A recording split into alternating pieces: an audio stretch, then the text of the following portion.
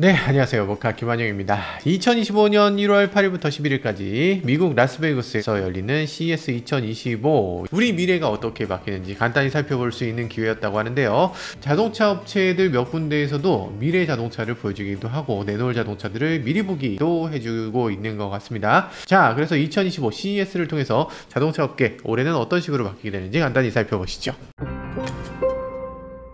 자, 현대 모비스 홀로그래픽 윈드실드 디스플레이라는 걸 보여줬습니다. 홀로그래픽이라는 건 이름 그대로 입체적인 진짜 3D가 실제로 일어날 수 있는 윈드실드 디스플레이를 만들었다는 겁니다. 이거 뭐냐면 앞유리에다가 지금 HUD를 띄우잖아요. 근데 HUD는 어떻게 됩니까? 2D죠. 여기 공중에 떠 있는 거잖아. 그런데 이거 2D로 만들 이유가 뭐가 있냐는 거죠. 여기에 3D로 이 뒤에 앞에 이렇게 다르게 보여지게 한다는 겁니다. 그렇게 앞뒤로 다른 정보를 제공할 수 있으면서 동시에 좌우로도 다른 정보를 제공할 수 있는 거예요. 그래서 운전자가 볼 때는 이걸 보여주는데 조수석에서 볼 땐 저걸 보여줄 수 있다. 지금 앞유리 전체가 헤드업 디스플레이예요. 이게 어떻게 가능한가?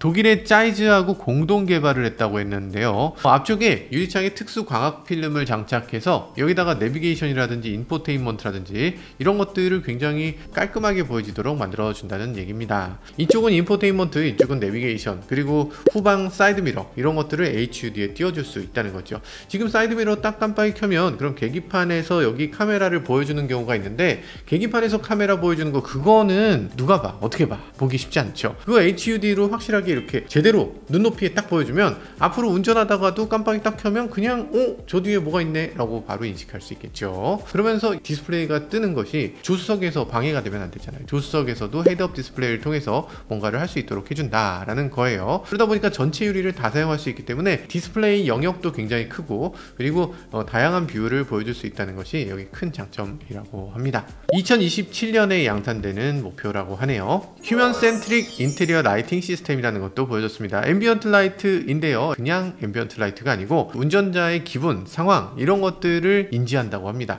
그래서 32가지 패턴으로 바뀐다고 해요. 사용자의 심박수를 인지하고요, 눈 깜빡임이라든지 이런 것들을 보고서 이 사람이 얼마나 스트레스를 받고 있는지 이런 것들을 인지한다고 합니다. 그래서 그 스트레스 레벨에 따라서 색깔을 다르게 표시할 수도 있다고 해요. 스트레스 지수가 높으면 빨간색, 평이한 수준이면 초록색으로 이렇게 조명이 바뀌게끔 만들 수도 있다는 겁니다. 운전자가 이렇게 고개를 돌려서 저쪽을 봐야 되는 상황에 저기 앰비언트 라이트 켜져 있으면 이 주변이 잘 안 보일 수 있잖아요. 그러니까 운전자 시선을 파악해서 그 부분을 어둡게 한다든지 다양하게 제공하는 것들이 가능해지고, 만약에 문을 열 때 뒤쪽에 차가 온다든지 위험한 상황이라든지 이렇게 되면 거기에 램프를 통해서 그런 것들을 알려주는 그런 기능들도 이미 되고 있지만 그런 것들도 제공해 준다는 얘기입니다. 운전자와 상호작용을 하는 이런 앰비언트 라이트, 상호작용 부분은 아마 컨셉트일 것 같고, 그런 거 말고 정말 앰비언트 라이트를 다양한 방법으로 표현을 해주는 그런 시스템, 이거는 실제 양산에 금방 들어오게 될 것 같네요. 그리고 M-브레인이라는 것도 공개했습니다. 이걸 귀에다 꽂으면 운전자의 뇌파 정보를 분석하게 됩니다. 운전자 뇌파를 보니까 졸음운전 하시네요. 그럼 졸음운전하는 상태를 체크하고 시각, 촉각, 청각으로 경고할 수 있도록 만드는 시스템을 갖고 있다고 합니다. 이거는 실제로 경기도 공공버스에 시범 도입을 했다고 합니다. 그래서 실증을 한다고 하는데, 이걸 착용하고서 버스를 운행하니까 운전 부주의 빈도가 25% 감소되는 효과를 얻었다고 합니다. 다음은 LG입니다. LG도 이번에 자동차를 하나 내놓긴 했는데요. 작년에는 알파불이라고 했던가요? 이 자동차 같은 모양을 좀 제대로 갖추고 있었는데, 올해 LG는 자동차 모양을 크게 갖추지 않은 센서만 공개를 하는 모습을 보여주네요. 지금 인캐빈 센싱이라고 하는 기술을 보여주는 건데, 관람객이 인공지능을 통해서 외국어 도로 표지판 이런 것들을 실시간으로 번역하는 거, 그리고 운전자 시선, 표정 이런 것들을 분석해서 지금 졸고 있는지, 심박수가 어떤지, 안전벨트를 착용했는지 이런 것들을 카메라로 알려주는 이런 기술을 보여주기도 했습니다. 이번에는 가전 쪽 AI에 더 중점적으로 투자를 한 것 같고, 자동차 쪽은 상대적으로 조금 줄인 것 같은 느낌입니다. 자, 다음은 BMW를 살펴보면요, BMW는 차세대 인포테인먼트 시스템이라고 하는 아이드라이브 X를 공개했습니다. X라고 하면 이거 X야? 일론 머스크입니까? 왜 X야? 라고 할 수도 있겠는데, 사실 이건 X가 아니고 10입니다. 그러니까 iDrive라고 하는 게 BMW OS 이름인데 예전에 ID라고 하는 요 다이얼 돌리는 요걸 가리켜서 iDrive라고 했어요. 그게 세대가 계속 바뀌어서 최근 들어서 9까지 나왔고 요번에 10이 나온 겁니다. 그래서 X라고 표시를 하는 거예요. 지금 보면 BMW 실내가 어떤 식으로 바뀐다는 걸 미리 보여주는 건데요. 딱 요렇게 바뀐다는 건 아니에요. 근데 요런 느낌으로 바뀐다라는 걸 보시면 됩니다. 올해부터 나오는 모든 BMW에 다 이걸 넣겠다라는 얘기고요. 한번 보죠. 어떤 것들이 바뀌나. 지금 파노라믹 비전이 가장 먼저 눈에 띄네요. 여기 끝에서부터 저기 끝까지 그냥 쫙 이어져 있습니다. BMW에 따르면요, 이쪽 A필러에서 저쪽 A필러 끝까지를 필러 투 필러 헤드업 디스플레이라고 얘기를 합니다. 그리고 아래쪽에 검정색 부분으로 되어 있으니까 이게 디스플레이 장치인가 싶지만 사실 디스플레이 장치는 아닙니다. 이 부분은 전면 유리의 하단부예요. 아랫부분에 파여있는 홈에서부터 이 영상을 쏘게 만들어져 있습니다. 그래서 헤드업 디스플레이가 여기 이렇게 자리 잡게 된다라는 거고요. 운전자 쪽에는 여기 속도계라든지 주행 가는 거리라든지 내비게이션이라든지 ADAS라든지 이런 것들이 기본 세팅으로 되어 있고요. 조수석 쪽에는 음악이라든지 날씨라든지 그 밖에 기타 등등 맞춤형으로 커스터마이즈해서 띄워놓도록 한다라는 겁니다. 그리고 스포츠 모드를 켜게 되면 차 전체가 스포츠 디스플레이로 딱 변해서 RPM이라든지 G값이라든지 이런 것들을 멋있게 보여주는 그런 구성이 되어 있고요. 파노라믹 비전 위에는 내비게이션이라든지 자율주행 정보 이런 것들은 위쪽에 이렇게 3D 헤드업 디스플레이로 따로 나오게 된다고 합니다. 자, 멋지죠? 멋지고 그리고 중앙 디스플레이 이런 식으로 생겼습니다. 지금은 가로로 길쭉한 중앙 디스플레이를 갖고 있는데 그게 아니라 16:9 비율에 가깝도록 네모난 센터 디스플레이로 바뀌게 됐습니다. 사실 어떤 면에서는 중국 자동차 회사나 아니면 테슬라를 좀 따라가는 면이 있는 것 같기도 해요. 그런데 조금 자존심이 좀 상했던 건지 이걸 그냥 네모나게 만들지 않고 대각선으로 이렇게 깎아놨네요. 이거 현실에서 가능할까? OLED니까 안 되는 건 아닌데 이 안에 들어가는 미디어들이 보통 네모 반듯한 미디어들을 플레이할 텐데 이 동영상 플레이를 할 때 이게 약점으로 작용할 거 아니에요. 근데 굳이 이렇게 해야 되나? 잘 모르겠습니다. 아이폰이나 여러 핸드폰 메이커들도 이 디자인을 자유롭게 바꾸고 싶을 거잖아요. 만약에 이걸 대각선으로 만들면 어떨까? 라고 생각을 당연히 해봤을 거 아니야. 근데 이 안에 들어가는 모든 소프트웨어라든지 미디어라든지 그런 것들은 다 사각형의 형태이기 때문에 어쩔 수 없이 이걸 벗어날 수가 없는 거거든요. 그럼 자동차도 자동차 자체가 미디어의 끝이 아니고 거기서부터 여러 미디어들과 협업을 해야 되고 제휴를 해야 되고 컨텐츠를 가져다 써야 되는데 그런데 거기서 네모나지 않은 형태를 만드는 게 괜찮은 건가? 라는 생각이 살짝 들기도 합니다. 그나마 전에 이렇게 기다랗게 나와 있는 거 이런 것들은 탈피했기 때문에 훨씬 더 좋을 걸로 예상되긴 합니다. 그리고 여기 OS가요 안드로이드 OS 기반으로 만들어진다고 하는데요. 음악이라든지 랩이라든지 팟캐스트라든지 서드파티 앱들을 설치할 수 있게 되고요. 뭐 넷플릭스라든지 기타 등등 앱도 서드파티 앱이니까 안드로이드 지원하는 이런 앱들은 다 설치할 수 있게 됩니다. 뭐 우리나라에서도 지금 배포되고 있는 뭐 iX2라든지 이런 자동차에 들어있는 ID9에도 안드로이드 OS가 기본적으로 들어가 있어요. 무슨 고릴라 라디오라든지 멜론하고 우리나라에만 있는 앱들도 설치를 할 수가 있습니다. 이런 것도 아주 좋은 기능이라는 생각이 들어요. 물론 별도의 브라우저를 갖고 있기 때문에 브라우저에서 여러가지 동영상 플레이라든지 할 수 있고 이 BMW 같은 경우는 IT 기술을 굉장히 열어놔서 그래서 다양한 IT 경험을 자동차 안에서 할 수 있도록 이렇게 제공해주고 있습니다. 이 독일 회사 같으면 굉장히 보수적일 것 같은데 그렇게 보수적이지 않고 굉장히 열려있는 모습을 볼 수가 있어요. 그래서 OTA를 통해서 새로운 기능 당연히 업그레이드 되고 자잘한 오류라든지 이런 것들도 업데이트를 통해서 다 적용할 수 있도록 만들어내고 있다고 합니다. 그런데 한 가지 아쉽게 느껴지는 것은 기존의 iDrive 다이얼 이거 굉장히 멋있게 만들었잖아요. 근데 이제 iDrive 다이얼이 사라진다고 얘기를 합니다. iDrive 괜찮은데 그걸 왜 없애지? 아무튼 지금 iDrive 다이얼 대신에 화면에 있는 것을 가지고서 제어를 할 수 있다고 하는데요. 여기 그것 때문인지 모르겠지만 이렇게 다이얼로 색깔을 바꾸는 모습을 구현을 해주고 있습니다. 이게 아마 지금은 색깔을 바꾸는 기능으로만 사용되지만 화면 터치해서 동그라미를 돌리는 요거를 어쩌면 주된 인터페이스 중에 하나로 사용하게 될 것 같아요. 미니는 이렇게 동그랗게 돼 있고 이 동그라미를 이용해서 여러가지 인터페이스를 갖고 있으니까 BMW도 그런 것들이 사실 자동차에 잘 맞다고 생각하고 있는 게 아닌가 라는 생각이 드네요. 그리고 여기 있는 터치 디스플레이는 여기 있는 헤드업 디스플레이와 거의 연결이 되어 있습니다. 그래서 여기 있는 디스플레이에서 이런 기능들을 헤드업으로 보내 라고 하면 이렇게 올리면 이 기능들이 올라가서 헤드업에서 거기 자리 잡게 되고 도로 내와 그럼 헤드업에서 다시 내려오게 되는 거죠. 그래서 여기 있는 기능들을 가지고서 띄워서 헤드업 디스플레이 위젯처럼 이렇게 여러 개를 쫙 깔아 놓을 수 있도록 이렇게 만들어 놨다는 겁니다. 바람직한데? 이렇게 돼야 될 것 같은데? 이게 지금 컨셉트가 아니거든요. 요거는 실제 나오는 자동차에 이런 기능들이 들어가게 된다라는 거예요. 그리고 이제는 음성인식을 적극적으로 도입한다고 합니다. 기존에 있었던 음성인식은 조금 아쉬웠다. 이제 LLM을 신규 적용을 해서 챗GPT가 음성인식 하듯이 그렇게 음성인식을 제대로 해주겠다. 그리고 문맥 인식을 해주기 때문에 그런 거 말고 좀 똑바로 좀 해봐 라고 하면 알겠습니다 주인님 하고 다 알아듣는다는 얘기죠. 그리고 구체적인 질문도 가능해집니다. 김한용의 모카로 가자 이렇게 얘기하는 게 아니라 분위기 좋은 식당, 카페 이런 데 좀 해줘. 야 데이트해야 되는데 데이트할 때 좀 괜찮은 그런 식당 없냐? 이렇게 물어보면 알아서 추천해주고 내비게이션에 알아서 안내까지 시작해준다 라고 합니다. 되나? 진짜 될까? 어떤 명령을 하는 것에 대해서 인지하는 거지 챗GPT처럼 정말 내가 일상적인 말을 주고받는 그런 친구 같은 역할을 하는 그런 것까지는 아직 공개하지 않았습니다. 자, 그리고 스티어링 휠도 새롭게 개발됐다고 하는데요. 디자인은 아주 독특합니다. 스티어링 휠이라는 게 버튼이 원래 있잖아요. 그런데 이 버튼들 사용할 때 어떠셨습니까? 좀 불편하지 않으셨어요? 왜 불편하냐면 핸들 리모컨의 버튼들은 버튼으로 느껴지지가 않아. 터치가 돼서 나도 모르게 터치돼서 사용되거나 이게 ON이 되는지 OFF가 되는지 제대로 인식하기 어려운 경우가 많이 있죠. 그런데 이제는 버튼 자체가 디스플레이처럼 불이 켜지고 꺼지고를 해준다고 합니다. 그러니까 인스타그램 같은 거 봐도 팔로우 버튼 누르면 팔로잉 되면서 색깔이 딱 바뀌잖아. 그런 식으로 색깔이 바뀌어야죠. 그래서 지금 이제 핸들 리모컨에도 버튼이 온, 오프 버튼으로 바뀌게 됩니다. 예를 들어서 어댑티브 크루즈 같은 경우에 어댑티브 크루즈 온 했으면 이게 온이 됐는지 오프가 됐는지 요걸 알기 위해선 내가 누른 건 요건데 근데 계기판에 있는 요걸 보고 지금 된 건가 이렇게 봐야 되잖아요. 근데 그게 아니라는 거죠. 내가 버튼을 눌렀으면 온 됐습니다를 그 버튼 누른 데서 바로 보여준다는 거지. 버튼이 초록색으로 바뀝니다. 버튼 한번 누르면 또 꺼집니다. 당연히 이렇게 돼야지. 진작에 이걸 왜 안 했나. 다른 버튼들 그렇지 않잖아요. 자동차에 이런 버튼들 보면 뭐 내기순환 이런 거 누르면 거기 불 들어오잖아. 왜 핸들 리모컨은 버튼에 불이 들어오는 차가 한 대도 없었죠? 이거 듣고 보니까 맞다 라는 생각이 드는 그런 뒤통수를 때리는 것 같은 아이디어예요. 어쨌든 BMW가 이걸 누구보다 먼저 시행한다고 하고요. 올해 나온다고 합니다. 아이드라이브 10은 당장 올해부터 적용이 시작된다고 하니까요. 이것도 기대됩니다.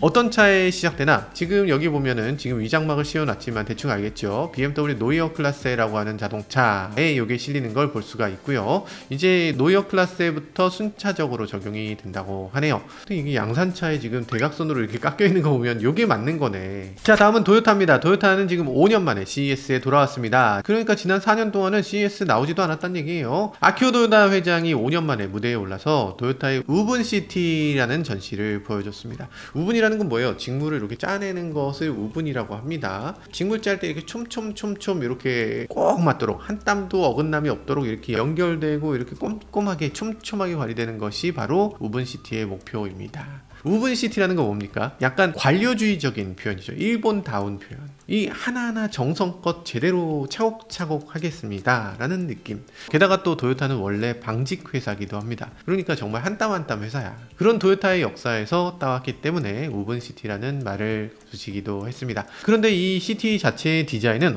멋지죠. 덴마크의 건축 거장이라고 할 수 있는 미야케 잉겔스가 도시 그리고 건축물의 설계를 맡았습니다. 기본적으로 여러 가지로 장점이 있어요. 도시를 이렇게 한데 모이도록 만들고 그리고 집집마다 마당을 어느 정도 제공하고 그래서 사람들이 집에서 나가지 않고도 어느 정도 쾌적함을 느낄 수가 있고 그리고 집에서 나갔을 때도 필요한 곳으로 갈 때 뭐 헬스장을 간다든지 어딜 간다든지 등등등을 할 때 교통이 필요가 없습니다. 어디로 차를 타고 몰고 나가는 게 아니라 그 언저리에서 걸어 다니면서 모든 걸 해결할 수 있는 그런 구조의 도시를 만들어낸 거죠. 토요타가 지금 근미래 비전이라고 해서 공개한 것도 있습니다. 영상을 보면요. 사람들이 이렇게 조깅을 하는데 드론이 돌아다니면서 뒤에서 이렇게 촬영을 하죠. 그리고 AI 반려동물이 있다고 합니다. 고령자가 이렇게 갈 때 개를 데리고 산책하는 게 아니고 AI 반려동물을 데리고서 산책을 하도록 한다.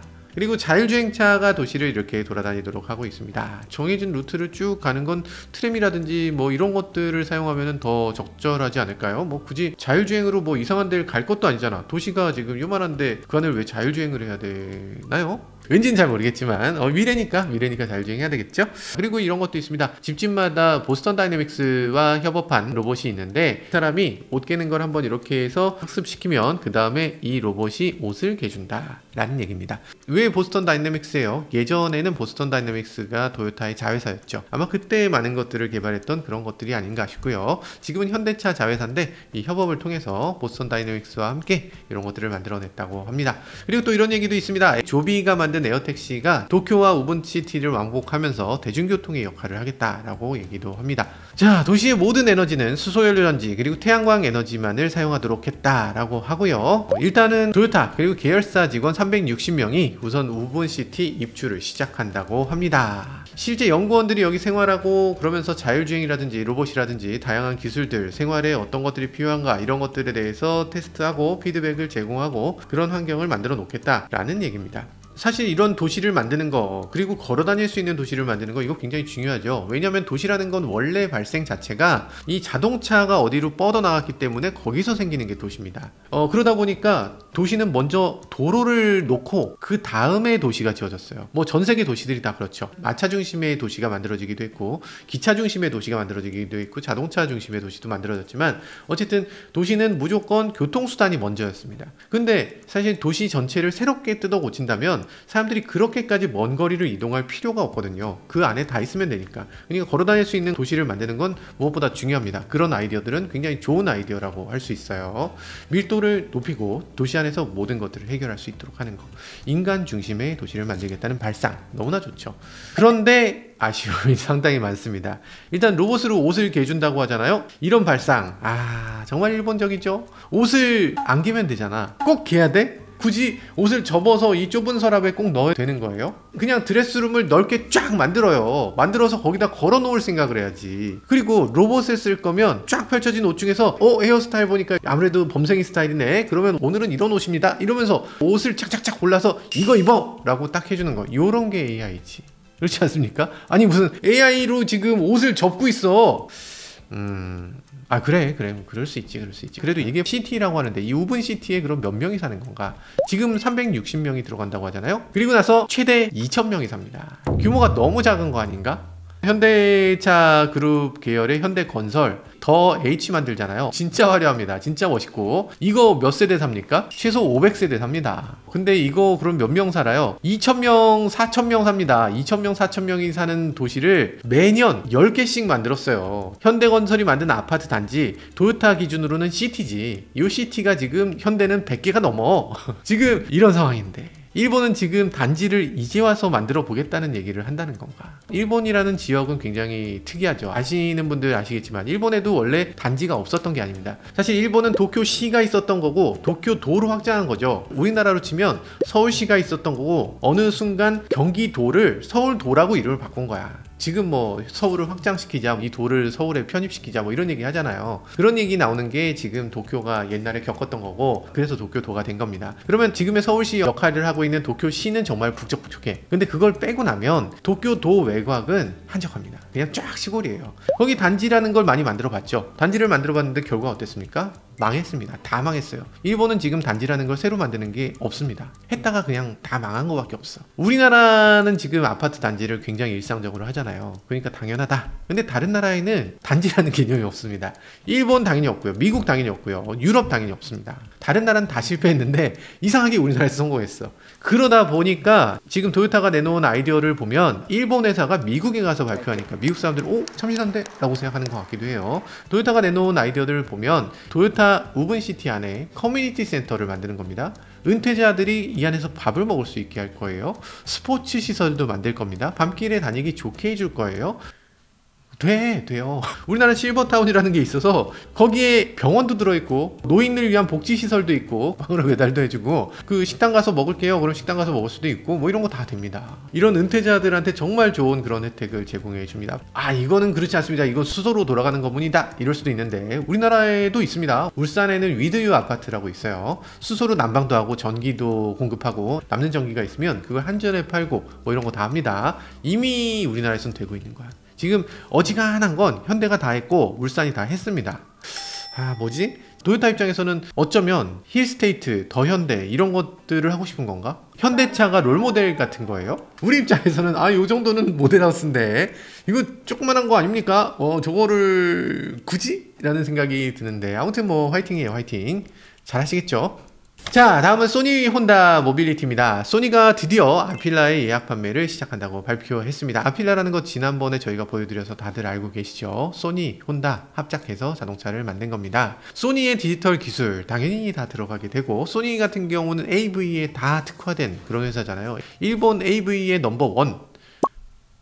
왜 그러시는 거예요? 오디오 비디오의 넘버원. 저 사람 큰일 났삼이네. 그래서 디스플레이, 모니터, 그리고 오디오 이런 것들 정말 잘하는 거고요. 그리고 거기에 혼다의 자동차 제조 기술을 합쳐서 새로운 모빌리티를 제공하겠다라는 게 아필라의 목표입니다. 2023년 CES에서 처음 공개했고요. 저희가 가서 직접 앉아보고 살펴보고 버튼도 다 눌러보고 했는데요. 차 안에 필러 투 필러라고 해서 이쪽 디스플레이를 쫙 갖추고 있는 거, 이거는 뭐 당연하게 되어 있었고요. 이 디스플레이를 통해서 다양한 즐길거리 같은 것들을 많이 공급한다라는 것들이 특징이었습니다. 일단 소니가 갖고 있는 컨텐츠가 어마어마하게 많잖아요. 일단 소니 픽처스에서 스파이더맨, 베놈 이런 것들도 제공을 해주고 있고요. 소니 인터랙티브를 통해서 플레이스테이션 그리고 각종 게임들 이런 것들도 할 수 있도록 만들어내고 있습니다. 차 안에서 여러 가지를 즐길 수 있다, 이런 부분에서는 훌륭하다는 생각이 들기도 했습니다. 거기에 레이다, 초음파 센서, 카메라 이런 것들 모두 다 해서 45개 센서를 장착했다. 그래서 레벨 3 수준의 자율주행을 지원하겠다라고 밝히기도 했습니다. 그때 당시 자율주행을 위한 하드웨어는 다 갖추고 있긴 했는데 정작 자율주행을 위한 소프트웨어 아직은 없었어요. 아필라 이제 출시 시기가 되고 나니까 저희가 레벨 3라고 했던가요? 라고 하면서 이제는 레벨 2 플러스다 이렇게 갑자기 조금 낮춰서 발표하기도 했습니다. 그래서 지금 아필라의 양산 스펙 그리고 출시 일정 그리고 가격도 공개했는데요. 양산 모델은 지금 어느 정도 출력을 내느냐, 180kW 모터를 전후륜에 각각 따라서 합산 최고 출력이 483마력이 된다고 하네요. 이게 엄청나다라고 얘기하기에는 이제는 전기차들이 너무 상향 평준돼서 480마력이면은 아이오닉 5가 300마력대고 아이오닉 5N이 600마력대니까 아이오닉 5과 아이오닉 5N 중간 정도 되는 그런 정도 출력이라고 볼 수 있습니다. 배터리는 91kWh 배터리를 사용하고 있는데요. 지금 혼다, LG가 합작으로 오하이오에서 공장을 짓고 있거든요. 그래서 이 공장에서 만들어지는 배터리를 지켜야 될 것 같습니다. 그래서 주행 가는 거리 미국 EPA 기준으로 482km 된다고 하는데요. 우리나라 오게 되면 400km 정도 되는 자동차라고 볼 수 있습니다. 최대 충전 속도가 150kW. 이거 조금 느리네요. 어쨌든 전체적으로 나쁘지는 않은 자동차다라는 생각이 드는데요. 디자인은 이렇게 생겼습니다. 어떻게 마음에 드세요? 괜찮은가요? 작년에 이 차 나왔을 때는 그래도 참신한 느낌이 꽤 있었는데 이미 공개가 된 상태에서 너무 오래 끌어서 지금 좀 김샌 느낌도 있죠. 어쨌든 올해부터 사전 예약을 받아서요, 내년 중반부터 북미에서 본격적인 고개 인도를 시작한다고 하네요. 싸면 좋을 것 같아요. 그렇지만 싸지 않습니다. 오리진 그리고 시그니처 이렇게 두 가지 트림이 있는데 가격은 오리진이 89,900달러, 실제로 9만 달러인 거죠. 시그니처는 10만 3천 달러, 우리 돈으로 1억 5천만 원 이 정도 됩니다.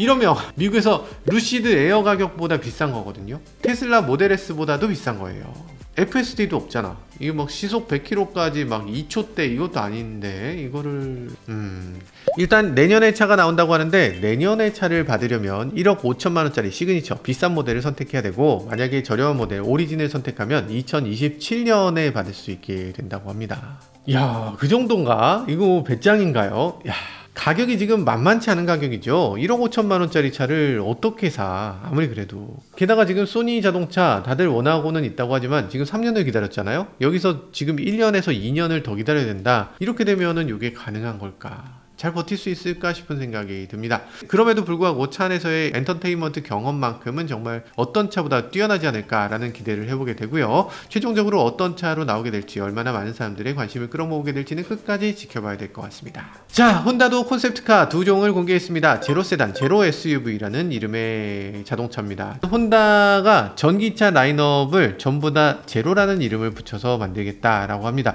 그럼 제로 SUV, 제로 세단이라고 하면 세단 하나 만들 거야? SUV 하나 만들 겁니까? 제로 세단 1 뭐 이런 식으로 가야 되는 거 아닌가? 아무튼 뭐 그렇다고 합니다. 디자인을 보면 디자인이 충격입니다. 뭐지? 람보르기니 짝퉁인가? 라는 느낌이 살짝 들죠. 이거 토요타는 페라리 프로산게 같은 형태로 만들더니 일본 자동차 회사는 짝퉁 만드는 쪽으로 전환하기로 했습니까? 라고 생각하는 분들도 계실 것 같아요. 저는 그렇지 않고요. 뭔가 담긴 했는데 확실히 색다른 느낌이 드는 것 같습니다. 일단 혼다에 따르면요, 지금 혼다 제로 세단, 이게 플래그십 모델이라고 해요. 슬림, 경량, 스마트라는 개발 철학을 바탕으로 구현했다라고 하는데요. 철학은 됐고요. 일단 내용물을 보여주셨으면 좋겠어요. 내용물을 보면요, 어우, 엄청 길어요. 엄청 긴 자동차입니다. 와, 그러니까 람보르기니를 그대로 뻥 이렇게 키운 것 같은 느낌의 자동차예요.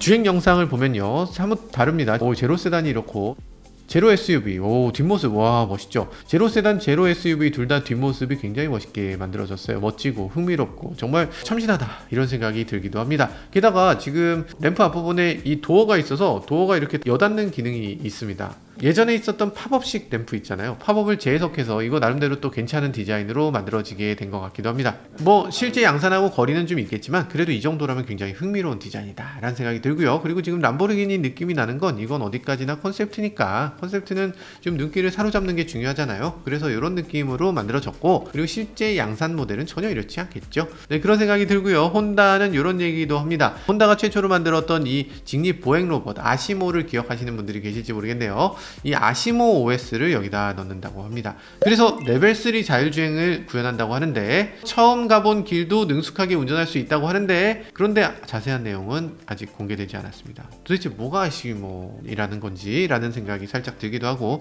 혼다 입장에선 얼마 전에 정말 안 좋은 소식이 있었죠.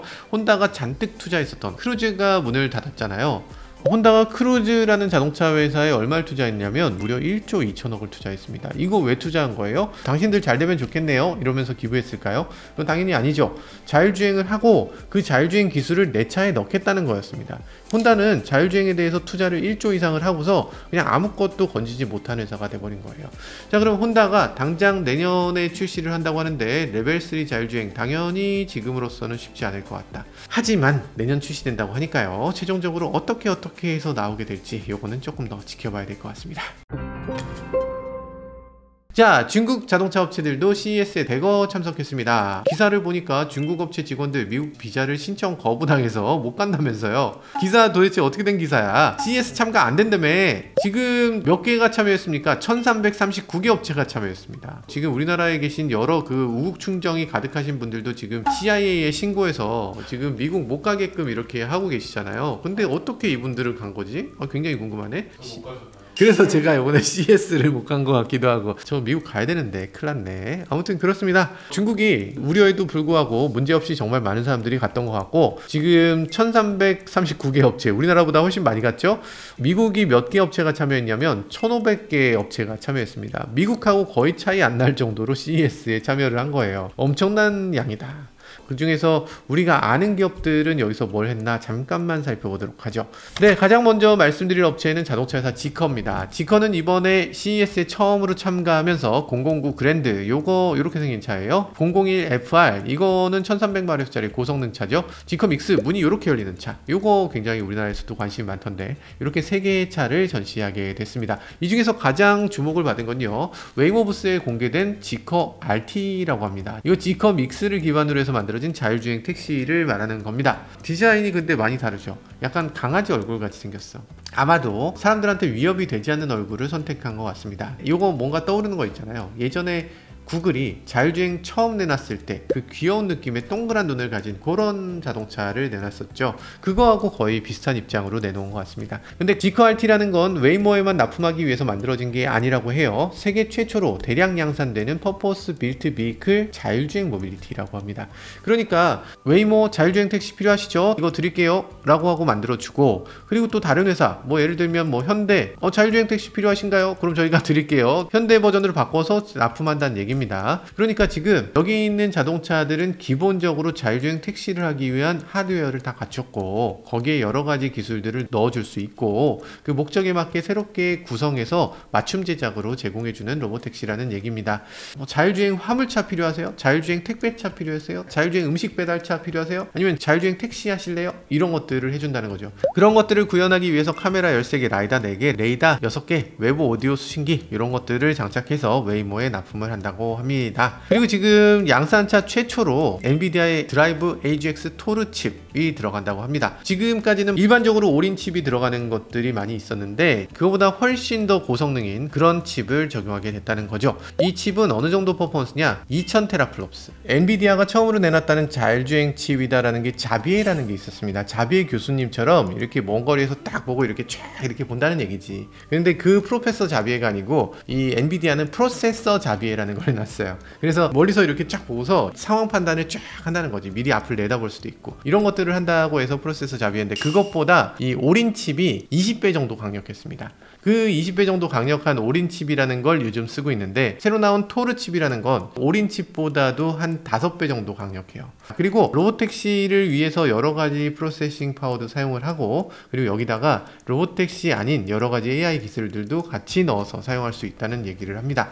게다가 웨이모는 지금 지커하고만 협업을 한 게 아니죠. 아이오닉 5도 지금 다양한 방식으로 생산을 해요. 싱가포르 공장에서 이렇게 고객 맞춤식으로 이 로보택시를 만들어서 웨이모에 납품하고 있죠. 웨이모는 점점 확장되고 있죠. 지금 샌프란시스코, LA, 오스틴, 피닉스 여기에만 공급하고 있는데 이제 마이애미, 뉴욕까지도 확장한다고 하고요. 올해 초에는 일본 도쿄에도 시작한다고 합니다. 도쿄에는 고라고 하는 카헤일링 시스템, 그러니까 우리나라로 치면 카카오 택시 같은 거 이런 것들을 서비스를 하고 있는데 요 고 서비스하고 함께 이 협업해서 로보택시 운행을 시작한다고 합니다. 야, 대단하다. 웨이모에게 한 가지 바라는 게 있다면 제발 서울에서도 되게 해주세요. 샤오펑은 재미있는 걸 내놨습니다. 샤오펑은 LAC라고 하는 모듈형 플라잉카를 공개했어요. LAC라는 건 뭡니까? 랜드, 에어크래프트, 캐리어라는 뜻입니다. 땅, 항공모함. 캐리어라는 건 항공모함이잖아요. 예를 들면 스타크래프트에서 거기 이렇게 자잘한 드론 같은 게 확 나가서 쫙 싸우고 들어오고 이렇게 합니다. 그거가 캐리어입니다. 그런데 이 미니밴이 그 캐리어 역할을 한다는 겁니다. 미니밴이 있다가 거기서 드론을 출발시킨다는 거예요. 마더십 역할을 해주는 거지. 기본적으로 6륜 미니밴입니다. 여기 아마 6륜이니까 그만큼 더 무게도 실을 수 있고 크기도 더 크겠죠. 6륜 미니밴 자체가 EREV입니다. 엔진이 돌면서 자동차 배터리의 전력도 공급해주고 그리고 차 뒤에 드론을 실었으면 이 드론의 배터리도 충전을 해줄 수 있는 기능을 제공을 해줍니다. 근데 기존에 이런 드론은 좀 어려움이 있지 않습니까? 예를 들어서 우리 드론 공항까지 차를 몰고 가야 돼? 그러면 공항에 가서 비행기 타지 왜 드론을 타? 그래서 지금 이 2인승 드론은 차에 결합이 되어 있는 거예요. 미니밴에 같이 타고 가서 목적지까지 간 다음에 그 드론만 슉 날아간다는 거죠. 샤오펑이라는 브랜드는 아시겠지만 전부터 드론을 만든다고 했습니다. 그래서 그 드론을 자동차 전시장에 같이 놓고 팔아요. 실제로 그 드론을 사는 사람이 있는지는 모르겠지만 우린 드론도 만들 수 있는 메이커니까 이 차는 얼마나 잘 만들겠냐 라고 하면서 차를 파는 거예요. 근데 그 드론이 실제로 날을 수 있나? 사실 저는 뻥이겠지 라고 생각했어요. 근데 지난 11월에 주하이 에어쇼에서 이렇게 공개 비행을 성공적으로 했습니다. 여러 번 날아봤거든요. 이렇게도 날고 이렇게도 날고 이렇게도 날고 오, 실내 씬을 보면 진짜 무서운데? 저 같으면은 이걸 못할 것 같아요. 이거 너무 쫄리지 않을까? 일단은 이걸 내년에 진짜로 고객 인도를 한다고 합니다. 근데 가격은 200만 위안, 우리 돈으로 4억 원입니다. 4억 원. 헬리콥터 가격을 한번 보면 헬리콥터가 2인승 경량 헬리콥터라고 할 수 있는 CH-77 이런 헬기가 있어요. 이 헬기 가격이 얼마냐? 1억입니다. 1억. 그러면 헬리콥터 사지 왜 이걸 사? 어쨌든 중국에서 이미 2,000건의 주문을 사전 예약받았다고 합니다. 2026년 3분기에 공장을 완공한다고 하고요. 공장을 세우자마자 1년에 10,000대의 양산을 목표로 하고 있다고 합니다. UAM을 추진하는 회사들은 많은데 우리 머리 위로 뭐가 날아다녀? 이걸 과연 견딜 수 있을까? 그리고 모든 사람들이 완벽한 파일럿이야? 실수를 단 한 번만 해도 위에 있는 사람 죽고 밑에 있는 사람 죽고 그리고 사람 많은 데 있으면 도대체 몇 명이 건물에 박으면 건물은 또 어떻게 해? 이게 너무나 위험하고 너무나 걱정스럽고 원래 항공기 메이커가 만들어도 불안한데 지금 처음으로 시도하는 회사가 뭘 만들어서 하늘에 띄웠는데 그걸 타요? 게다가 지금 도심 내 이착륙장 우리 아파트 옥상에 내리세요 했을 때 그거 아파트 옥상에 내리면 그 소리 나는 걸 들어줄 수 있을까? 쉽지 않습니다. 쉽지 않아요. 아이고 역시 형편없구만 이라고 얘기하기엔 현대차도 이걸 추진하고 있어요. 현대차가 내놓은 거 보면 현대차 UAM은 이렇게 생겼습니다. 너무 거창하죠. 사실 이게 현실화가 된다고 쳐도 이게 대체 얼마짜리야? 이게 4억에 될까? 지난 CES에서 SA2라고 하는 요 모델을 봤습니다. 슈퍼날이라고 하는 브랜드로 이렇게 나왔어요. 근데 이게 실제로 가서 보면 헬기보다 커요. 경비행기만 합니다. 경비행기만 한데 이걸 어디다 착륙시켜? 헬기 착륙장에 착륙을 못해요. 공항에 착륙해야 됩니다. 우리가 진짜로 필요로 했던 플라잉카는 이런 건 아니었잖아요. 차가 그냥 평소엔 도로를 달렸으면 좋겠어요. 그러다가 정말 막혀. 아, 짜증나네. 나 지금 하늘로 날아가고 싶어. 이대로 날아가서 슉 갈 수 없을까? 그럴 때 날아갔으면 좋겠는 게 우리가 바라는 거잖아. 지금 샤오펑이 만든 이런 것처럼 뭔가 중간에 좀 날아갈 수 있어야 되지 않나 하는 생각이 들긴 합니다. 어쨌든 현대차 입장에서는 지금 여러 가지로 더 멋있게 더 훌륭하게 만들어내고 있는데, 근데 현대는 너무나 완성된 걸 보여주려고 하다 보니까 지금까지 한 번도 시험 비행을 못하고 있는 느낌이 있는데, 조금 어설프더라도 조금 가벼운 거 간단한 것부터 만들어서 좀 보여주고, 그리고 조금씩 발전시켜 나가면 좋겠습니다. 약간 뭔가 시도하고 실패하고 피보팅하고 또 시도하고 실패하고 피보팅하고 그러다 보면 언젠간 성공하는 거잖아요. 샤오펑이 아주 어설프게 뭔가를 내놓고 있는데, 현대차도 어설퍼도 좋으니까 실패를 좀 하는 모습이라도 보여줬으면 좋겠습니다.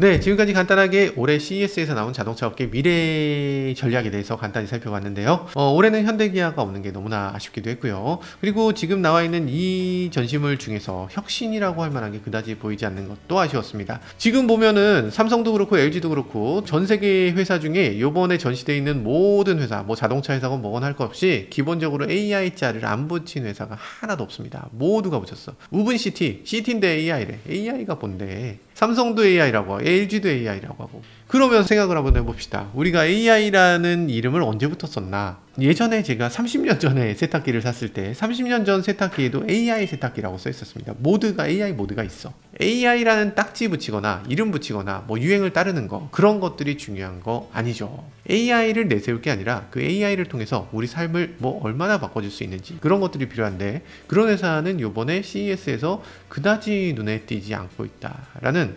이상하다라는 의문점이 남는 CES였던 것 같습니다. 도시 전체를 뭐 AI로 관리해달라 뭐 이런 거창한 얘기를 하는 게 아니잖아요. 당장 AI로 눈앞에 자율주행부터 뭔가 해주셔야지. 차 만드는 자동차 회사에서 정작 자동차에 AI는 하나도 안 입혀놓고서 갑자기 뜬구름을 잡는 그런 얘기를 하고 계시나, 이런 생각이 드는 분들이 많을 것 같습니다. 혁신이라는 게 멀리 있는 게 아니고 당장 먹고 자고 마시고 뭐 차 몰고 즐기고 뭐 데이트하고 뭐 물건 사고 뭐 팔고 뭐 여자친구 남자친구 만나고 뭐 서로 잘 사귈 수 있게 해주고 결혼하고 육아하고 뭐 이런 실생활에서 정말 우리한테 필요한 것들, 그런 것부터 AI로 해줘야 되는 게 아닌가. 우리나라도 AI에 대해서 남들과 비교했을 때 더 앞서는 모습을 보여주고 이 참신한 아이디어들을 내놨을 때, 그때 비로소 우리도 AI 강국이 될 수 있다라는 생각이 듭니다. 가전박람회에서 미국, 중국에 이어서 세계에서 세 번째로 많은 부스를 연 나라다, 이렇게 자랑하고 있는데요. 사실 그런 것은 자랑거리가 전혀 아니죠. CES 같은 데 나가지 않더라도 이 기술력만 뛰어나면 전 세계가 깜짝 놀랄 수 있고 누구보다 주목을 받을 수 있겠죠. CES에 나가서 우리가 AI다 라고 이렇게 써붙이는 것만으로는 아마도 세계인들의 가슴을 뛰게 만들지는 못할 것 같습니다. 기술 개발, 혁신에 좀 더 노력을 기울여서 더욱더 흥미로운 제품들, 더욱더 혁신적인 제품들을 더 많이 보여줬으면 하는 바람입니다. 지금까지 저는 모카 김한용이었습니다. 감사합니다. 차의 이야기, 세상은 넓어 차들은 달려가지, 하나 둘씩 펼쳐지는 차의 모험, 바퀴 아래 세상은 무궁무진해.